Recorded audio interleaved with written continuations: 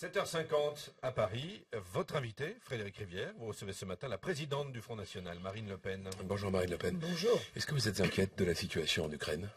Oui, bien sûr. Je suis inquiète car ce type de, de situation peut toujours dégénérer et parfois même à cause d'un incident qui pourrait arriver entre des militaires russes, des militaires ukrainiens ou même d'ailleurs des extrémistes ukrainiens, car il y en a, et il faut quand même le rappeler, et un accrochage pourrait avoir des conséquences effectivement très graves. Donc on est toujours inquiet. L'Ukraine est un pays ami, la Russie également est un pays ami, il faut le rappeler quand on a le sentiment qu'il existe une guerre froide, et lorsque deux amis sont en situation de conflit, eh bien on ne peut que s'en inquiéter. Donc je crois qu'il faut se mettre autour de la table, il faut travailler à la diplomatie. Pour l'instant, c'est plutôt l'Allemagne qui le fait, car la France est inaudible depuis des années sur la scène diplomatique.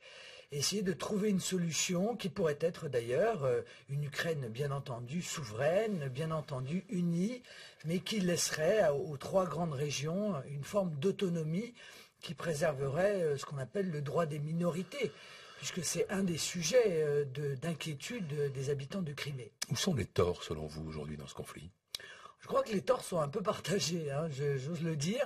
D'abord parce que je pense que l'Union européenne a jeté de l'huile sur le feu, a contribué à transformer une révolte en révolution, en faisant croire à une partie de l'Ukraine que l'Ukraine pouvait rentrer dans l'Union européenne, ce qui est faux. Voilà, il faut le dire très clairement. Les peuples européens ne veulent pas de l'Ukraine dans l'Union européenne. Ils ne veulent d'ailleurs pas non plus de l'Albanie, ni de la Macédoine, ni de la Turquie. Donc c'est pas au moment où l'euroscepticisme... Et vous croyez vraiment que l'Ukraine veut rentrer dans l'Union européenne? Vous croyez que c'était ça qui était en jeu? Ouais. Une partie de l'Ukraine, c'est bien le problème, si vous voulez. On se trouve confronté à une Crimée qui est russophone et même presque russe, on pourrait dire, à une partie de l'Ukraine qui, elle, est russophone, et une partie de l'Ukraine qui est ukrainophone. Donc chacun a le droit d'ailleurs de se tourner vers l'ouest ou de se tourner vers l'est, mais il n'en demeure pas moins que je ne vois pas d'autre solution pour maintenir la paix et l'unité de l'Ukraine que d'organiser une sorte de fédération qui permettrait à chacune des régions de pouvoir avoir une large part d'autonomie. Ouais, vous disiez que la Russie est un pays ami. Est-ce que vous êtes sûr qu'aujourd'hui, la France traite la Russie comme un pays ami? Non.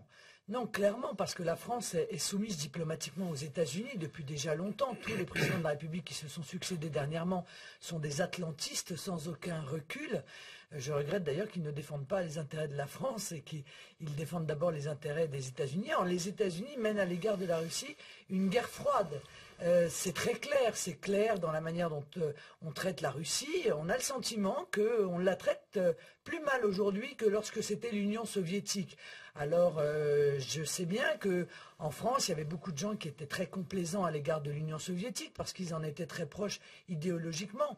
Mais je pense que claquer la porte au nez de la Russie n'est pas le meilleur moyen de discuter avec cette grande nation et cette grande nation économique aussi, car c'est un espace qui est considérable avec lequel la France aurait des intérêts évidemment stratégiques, aurait intérêt à multiplier les contacts, les contacts, y compris sur le plan énergétique. Et puis, nous avons tout de même une civilisation commune, donc il n'y a pas de raison que l'on ne puisse pas se parler avec confiance. Si ça avait été le cas, si ça avait été fait depuis plusieurs années, je pense qu'aujourd'hui, ça ne serait pas l'Allemagne qui serait à la manœuvre pour régler le problème, mais la France. Le patron de l'UMP, Jean-François Copé, a proposé hier une loi de transparence pour les partis politiques. Il a dit qu'il la déposerait dès la reprise des activités parlementaires. Il se dit prêt à rendre public tous les comptes de l'UMP depuis la présidentielle de 2007, à condition toutefois que tous les partis politiques fassent de même, ceux qui ont des élus au Parlement ou au Parlement européen. Est-ce que le Front National est prêt à jouer le jeu? Mais les partis politiques sont déjà soumis à la transparence. Ils déposent déjà leurs comptes. Ils sont déjà surveillés par deux commissaires aux comptes. L'ensemble des comptes des partis politiques sont déjà donnés à la CNCCFP chaque année, qui vérifie la justesse de ces comptes et qui vérifie si la loi a été respectée. Moi, je trouve ça un peu étrange de la part de Jean-François Copé, sous prétexte qu'il a un problème qui est en réalité un problème interne à l'UMP.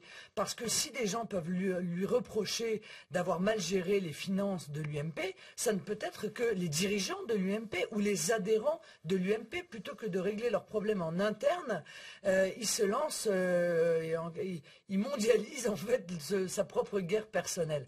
Donc je pense que ça n'a aucun sens et ça a encore moins de sens de dire on va mettre les comptes de l'UMP sous clé. Qu'ils se retrouvent autour d'une table avec les dirigeants de l'UMP et qu'ils analysent leurs propres comptes plutôt que tenter d'attraire dans leur conflit interne l'ensemble de ceux qui n'ont rien à voir avec cela. Alors c'est aussi l'occasion pour lui de, en quelque sorte, régler ses comptes avec des journalistes qui lui voudraient du mal à l'entendre, puisqu'il demande la transparence pour les patrons de presse qui bénéficient de financement public. Cette idée-là, vous y êtes favorable ? Ce que je remarque, si vous voulez, qu'il y ait des journalistes qui parfois se prennent en quelque sorte un candidat ou un responsable politique dans le nez, c'est une chose. Moi, je ne sais pas si c'est le cas dans cette affaire. Moi, je suis pour la transparence de manière générale. Je pense d'ailleurs qu'on pourrait d'abord commencer par l'appliquer aux syndicats. Mais j'aimerais aussi que la presse fasse son travail de recherche et de dénonciation, pas seulement pour les partis politiques. Il y a un organe de presse, Mediapart, dont on n'a pas appris parce que personne n'en a parlé, parce qu'il y a aussi une sorte de solidarité entre les journalistes, qu'il a refusé de payer sa TVA à 20% depuis 2008. Il doit près de 3 millions d'euros. Considérant qu'il devait bénéficier du taux à 2%, voilà, comme les titres papier. Ils se sont auto-appliqués un taux de TVA à 2,1. Je pense qu'il y a beaucoup de commerçants qui aimeraient s'auto-appliquer ce genre de taux. Ils doivent plus de 3 millions aux contribuables donc français. Ils ont été sauvés par les socialistes qui ont fait passer une loi exprès pour eux.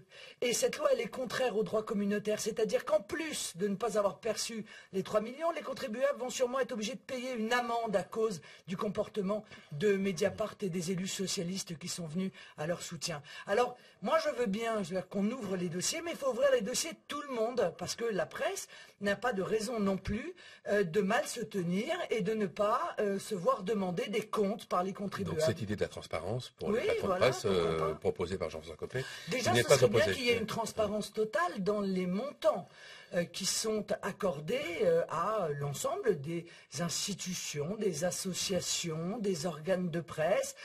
L'Humanité s'est vue attribuer 4 millions, je crois, d'euros dernièrement, de dons par l'État. Encore une fois, c'est l'argent des contribuables. Les contribuables ont aussi le droit de savoir. Les élections municipales auront lieu dans un peu moins de 3 semaines. Maintenant, vous appelez les électeurs à sanctionner François Hollande dans cette élection.